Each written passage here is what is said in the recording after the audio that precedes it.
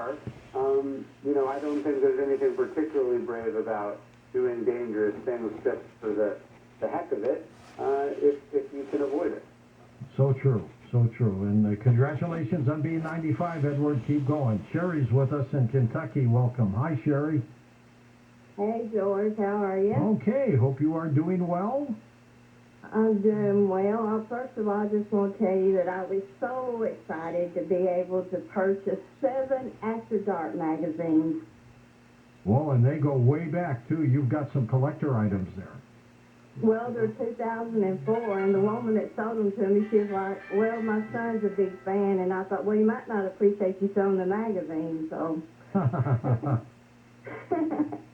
So, anyway, yeah, I was glad to get them, and they were in excellent shape, too. Right.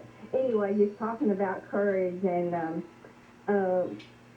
I don't, as a person that don't like to be in the spotlight or be focused on very much, it was hard to call into your show the first time. That took courage. But it's easy now, isn't it? It's easy now, and that's the thing about it. Sometimes when you fear something so much, if you just go ahead and push through it, it gets easier. So true. Do you have a question for Ryan? No, I just wanted to put that out there that was my story of courage was calling because I never do it, and then I turn around and done it. So that's all I wanted. What do you say, Ryan, to people who get nervous in public forums?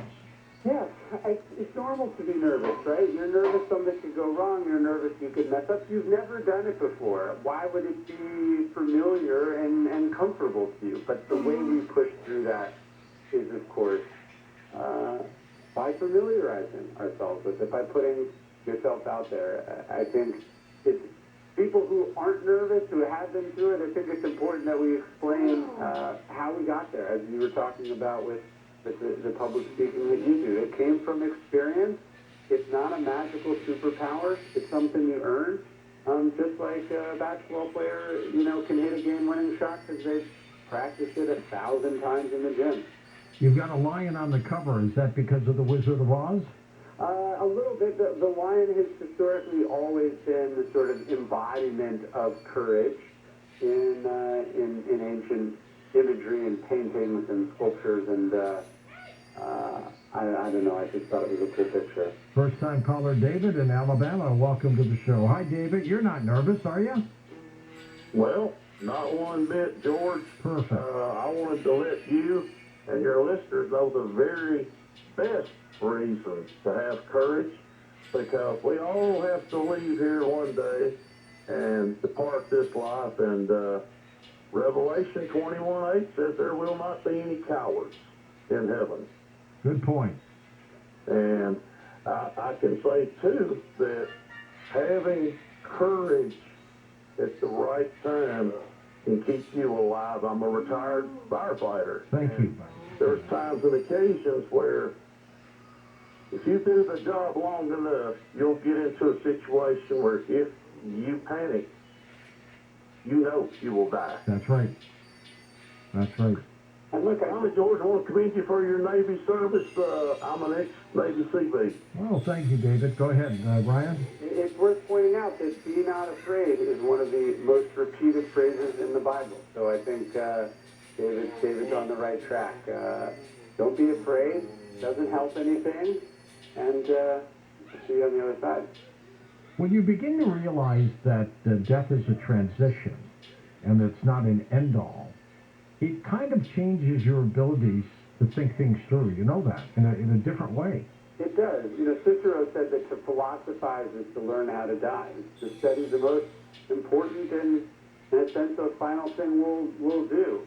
But I think if you ask people what is something they are afraid of, death is often at the top of the list, because it's an unknown, because we don't get to talk to people who've done it, because we don't get to do it multiple times. And this is why the Stoics and the ancients thought about death on a regular basis. I carry a coin in my pocket, and it says "Memento Mori" on it. Marcus Aurelius, there's a quote from him on the back. It says, "You could leave life right now. Let that determine what you do and say and think." The point being, yes, death is there, and you have to familiarize yourself and think about it. but also the fact that death is a reality should help put all the smaller things in your life in perspective.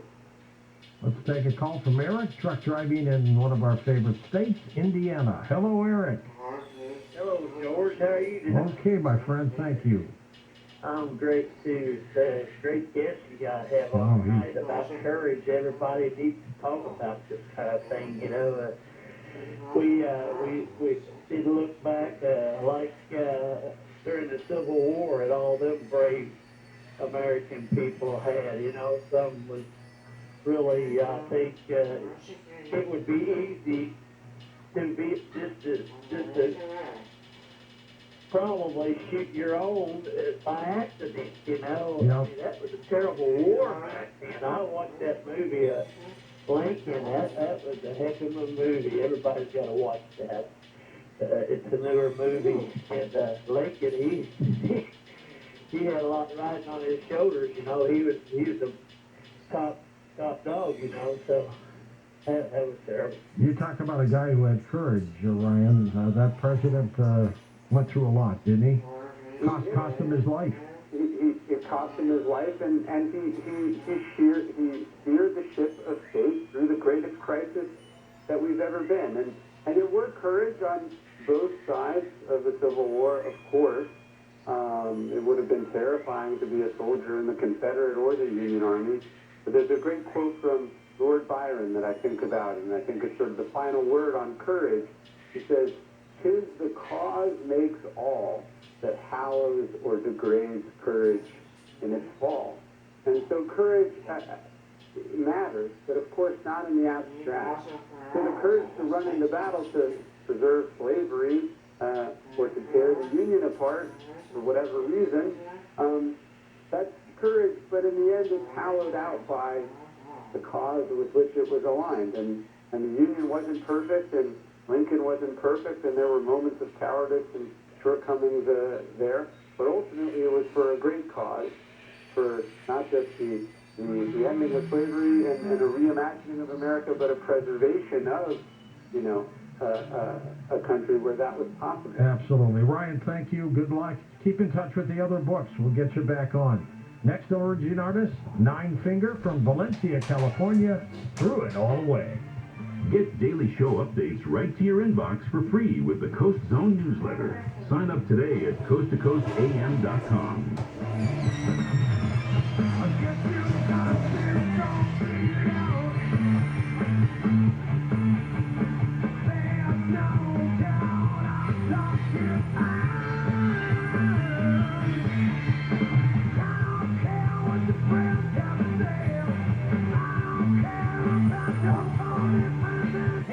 Sharp. You know, with energy costs rising and temps getting warmer and electric vehicles here to stay, I can't believe how many homes still don't have solar. Now, granted, there's a lot of misinformation out there, so my solar company, Sunlux, asked me to clear some of it up. First, solar doesn't cost you money. It saves you money. A lot of money. Second, it doesn't matter where your panels are made. What matters is who makes them. And finally, you hear about some system out there for $29.95, but that is not what is going to end up on your home. You know, it means something to me that all the partners at Sunlux left top-tier positions at other solar companies. Why? To do solar better. It's why Sunlux is an LG and Tesla platinum contractor. The best systems, the best battery solutions, the best service, the best warranty, and a solar company who is straight with you from day one. Hey, it's time for solar. Get started today at sunlux.com. That's sunlux.com, sunlux.com. CSLB 1008374. Before I started Rooter Hero Plumbing, I was an angry young man.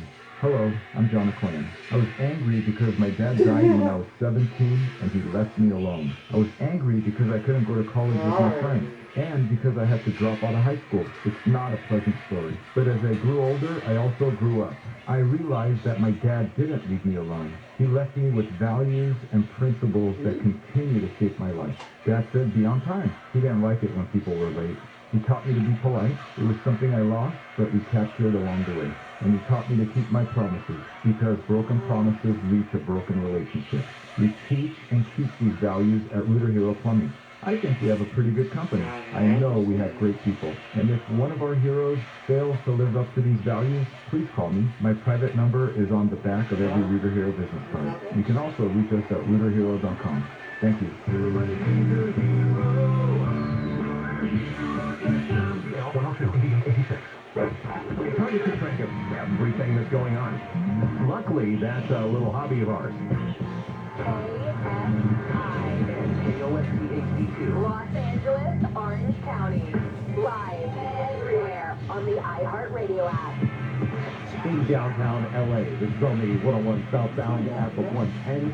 Cleanup crews from an earlier crash taking up the left lane there. Watch for some stop-and-go traffic from Echo Park Avenue. Sherman Oaks, there is a work zone. This is on the 101 southbound from the 405 to the 170. 2 left lanes are going to be shut down for road work until 5. Anaheim, we have good news. The earlier crash on the 5 southbound at Brookhurst has been cleared from lanes. Your drivers recovering in that area. KFI and the Sky Helps get you there faster on Brian Vance. We've all heard that you've got the right to remain silent, but have you ever really thought about what that means?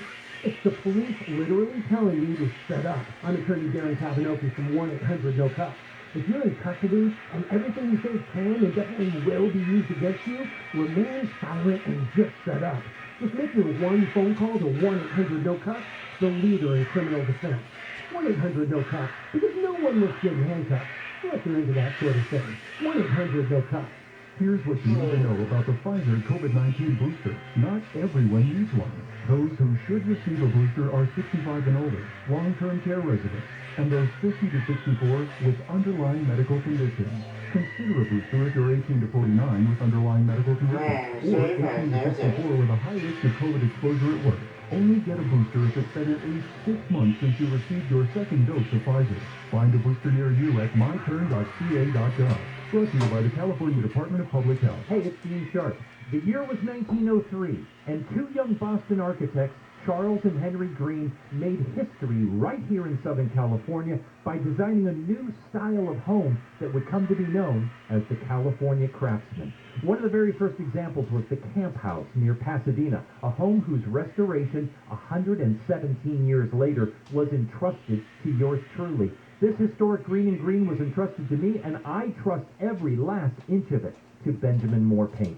For generations, Benjamin Moore Regal Select has been the paint that the most passionate architects, builders, painters, and homeowners have trusted their most precious spaces to. Visit your local Benjamin Moore retailer and learn for yourself why Regal Select is the brand that painters know best from the company that knows paint best, Benjamin Moore. To find your local independently owned and operated Benjamin Moore retailer, go to benjaminmoore.com. That's benjaminmoore.com. Why would a plumber just tell me what it costs to unclog my drain over the phone? Is it that complicated? No, it's not. It makes no sense at all. They obviously have a price. Whoa, you've got a nice aroma. Who are you? Mike Diamond, the smell good plumber. Will you tell me how much to unstop my drain? $99. But you haven't seen it. Don't need to. Doesn't matter if it's a kitchen sink or a mainline sewer stoppage. The Smell Good Plumbers at Mike Diamond will unclog almost any drain for $99. Almost? Yeah, there are a few exceptions, but you can read all about them on our website before you call. Just go to thesmellgoodplumber.com. Wow, you're like up front and everything. I just called a guy named Bubba who wouldn't tell me anything. No Bubba's here, ma'am. Just professional plumbers who show up on time, smell good, and unclog drains for $99. Call us. 1-800-446-MIKE. Contractor license number 399170. Let's move over to the wars of the future. All right, the post-apocalyptic, the post after the place falls apart. Bill Handel. I'll get there. I get paid to do this. Mornings from 6 to 10 on KFI. KFI AM 640. This is a terrible story from Minnesota. It involves a truck driver. His name is Tate R. Doom. Tate Doom? Just like D-O-O-M, Doom. You know, I think names are destiny. People with weird names have weird lives. You don't have a weird name? Well, look at me. Am I normal? You're not normal. No. John and Ken. Weekdays 2 to 6 on KFI. If I awoke to find a man dressed like a pirate in my house while holding a small dog, I think that'd be pretty damn cool. Who doesn't like pirates? Right. I don't know anybody who likes surprise pirates. A surprise pirate standing over you while you wake up from a nap is not a great idea. Surprise! Jerry and Shannon, weekdays at 10 a.m. on KFI. Her job was to drive me to school. But I was her geeky brother. So when we get close to school, she would always tell me, Get down in the wheel well. I don't want people seeing that I'm driving you to school. The Tim Conway Jr. Show. Did wonders for the old self-esteem, I'll tell you that. Weeknights at 6 on KFI.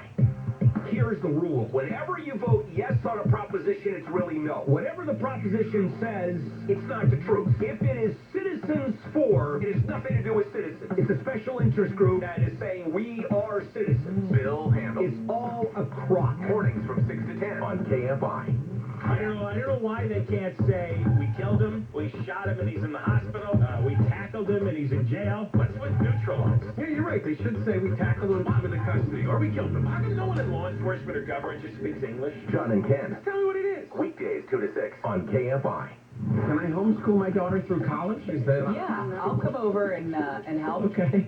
But what class would you teach? I would teach, Jerry and Shannon. what's the wine tasting? Wine tasting. Weekdays at 10 a.m. on KFI. 911 system is totally broken. You call, you're on hold. You get a recording saying the first available operator will get to you. People call 911 and they ask for recipes for cornbread. And what's even worse, the 911 operator Bill Handel. gives it to them. Mornings from 6 to 10 on KFI. KFI, AM 640. More stimulating talk.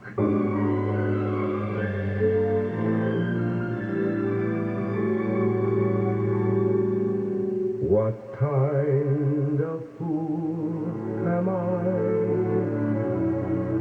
who never fell in love? It seems that I'm the only one that I have been thinking of. What kind of man is this? An empty shell, a lonely cell in which an empty heart must dwell. What kind of lips are these that lied with every kiss, that whispered empty words of love, that left me alone like this? Why can't I fall in love like any other man? And maybe then I'll know what kind of fool I am. Premier Networks presents Coast to Coast AM with George Norrie. Intelligent design. What exactly is it? And how will the science handle it? In a moment, Dr. Casey Luskin with us. We will be back in a moment on Coast to Coast AM.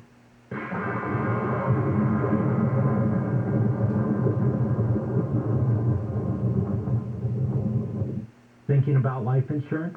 What if you could make one free phone call and learn your best price from nearly a dozen highly rated price competitive companies? Well, that's exactly what happens when you call SelectQuote Life. For example, George is 40. He was getting sky-high quotes from other companies because he takes meds to control his blood pressure. But when I shopped around, I found him a 10-year, $500,000 policy for under $25 a month. I'm SelectQuote agent Dan Savino. And believe me, if SelectQuote isn't shopping for your life insurance, you're probably paying too much. For your free quote, call 800-519-0447. That's 800-519-0447. 800-519-0447. Or go to SelectQuote.com. Since 1985, we shop, you save. Get full details on the example policy at SelectQuote.com/commercials. Your price could vary depending on your health, issuing company, and other factors. Not available in all states.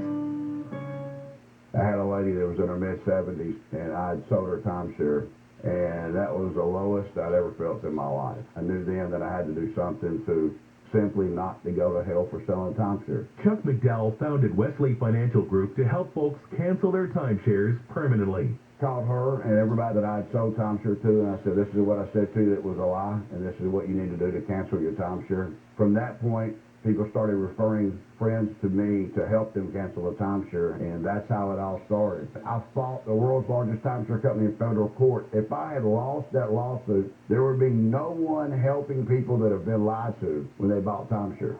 I guarantee if we take you as a client, we will cancel your timeshare contract or you'll pay nothing. Call Wesley Financial Group now for a free information kit. 800-761-0000. That's 800-761-0000. 800-761-0000.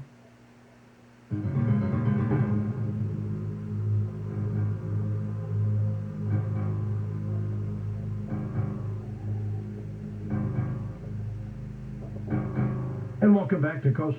George Norrie with you. Let me introduce Dr. Casey Luskin, a scientist, attorney as well, giving him expertise in the scientific and legal dimensions of the debate over evolution.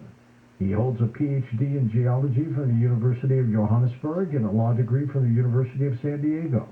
He's been a California licensed attorney since 2005, practicing primarily in the area of evolutionary education in public schools and defending academic freedom for scientists who face discrimination because of their support for intelligent design. At the Discovery Institute, Dr. Luskin holds an associate director of the Center for Science and Culture. And I guess, Doctor, you help a lot of people publish these books, don't you? I certainly do, George. It's great to be on your show. Kind of pitching myself. I'm a long-time listener, and it's really an honor to, and I'm very, very grateful to be on your show with you tonight. Great. I'm looking forward to this. And how did you mix being a scientist and an attorney at the same time? How did that mix happen? Well, if you ask my dad, I spent way too long in school, but basically, originally, I just wanted to go to law school because I wanted to get a job. I figured that was a good pathway to employment, but eventually, I realized that my true academic love was in the sciences, so I went back to school about 5.5 years ago to get my PhD in geology, and it was a lot of fun. It was definitely a good diversion from, poring over the books and dealing with legal issues. So, yeah, I probably should have just followed my dad's advice and gotten a good-paying job and not stayed in school for so long. But that's the path I took. Why does it seem that professors and scientists who even question the possibility that Darwin might have been wrong, that they're attacked?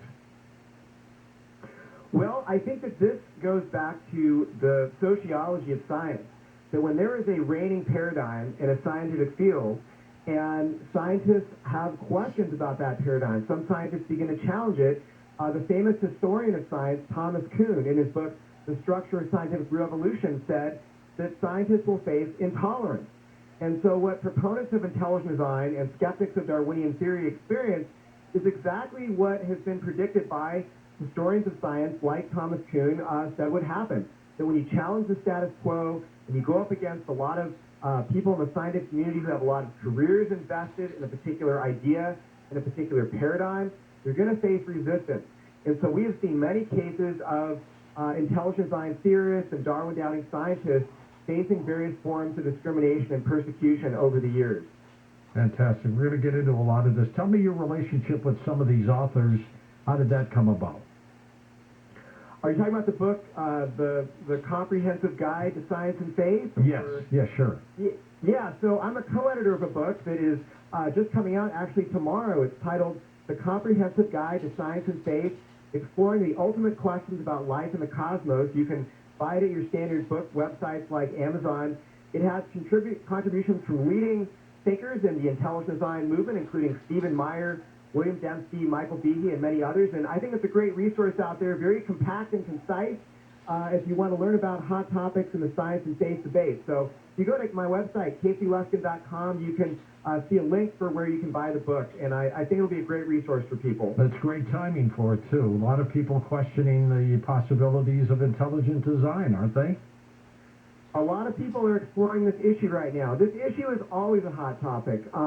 because it's sort of a perennial issue of interest to all human beings, whether you are a theist or an atheist, an agnostic, a Christian, a Jew, a Muslim, a Hindu, whatever your background is. Something we all have in common is we want to know, where did we come from? I think that this is a question that all humanity has a stake in having access to the information on. And so for me, this is one of the things that really drove me when I went to law school, was I wanted to make sure that students had access to all the information regarding their origins. Right now, public schools typically teach only one side of the issue, the evolutionary view, and I think it's really unfortunate. I think students should have access to all the information so they can make up their own minds. What is your definition, Doctor, of intelligent design? So intelligent design is a scientific theory which says that many aspects of life in the universe are best explained by an intelligent cause rather than an undirected cause like natural selection. So what intelligent design seeks to do is it tries to find in nature the kind of information and complexity which in our experience comes only from an intelligent cause. Some good examples of this would be language-based codes in our DNA, which is interpreted by ourselves through a form of computer-like information processing to build machine-like structures which are running the show in ourselves. But where in our experience do things like language-based code, computer-like information processing, or machine-like structures come from? In all of our experience, they have only one known source, and that's intelligence. So that's sort of a very basic rundown of the argument that you might make for intelligent design. Is it conceivable that we can have evolution and intelligent design at the same time? Depending on how you define the term evolution, the answer to your question is absolutely yes, George. So let's define the term evolution. There are sort of three general definitions that are out there. First, we might define it as just mere change over time in a population. No one doubts that species can evolve, that populations change over time. I mean, look at the human species. We have such diversity of eye color and hair color and skin color and body shapes and sizes, beautiful diversity that's been built into our species. That is a type of small-scale evolution or microevolution that everyone agrees takes place. Another definition might be universal common ancestry, the idea that living organisms, or all living organisms, are related to one another. And then a third definition would be the idea that the driving mechanism of evolution is natural selection, an unguided process operating upon random mutations to blindly generate the diversity of life. So intelligent design has no problem with change over time, and it's even compatible with the idea that species are related to each other. And intelligent design even recognizes that natural selection is a real force in nature that can do some things. So what ID says, short for intelligent design, ID says that natural selection can produce some things, but it can't produce all things. And there are many features in nature that are not very well explained by an unguided mechanism like natural selection. That's where you need an intelligent cause that can act with foresight and intentionality to produce many of these complex integrated features we see in life. It is truly remarkable what it is, and is it conceivable that Darwin himself might have been a believer in intelligent design? Well, now you're getting into some pretty dangerous territory, because whenever you speak for somebody who's dead, they don't have the right to speak themselves. They can't, that's right. So I don't want to say what Darwin has reported, the modern-day theory of intelligent design. I mean, I'll say this. I think Darwin's entire model of natural selection being the driving force of evolution was sort of designed, for lack of a better word, as a substitute for there being a designer behind life. He wanted to try to explain how the diversity of life could arise and evolve without appealing to an intelligent designer. Now, Darwin may have believed in a god of some kind. He alluded to that in some versions of Origin of Species. I'm not here to say Darwin was an atheist who wanted to kill God. I mean, that's not necessarily supported by the historical record, but his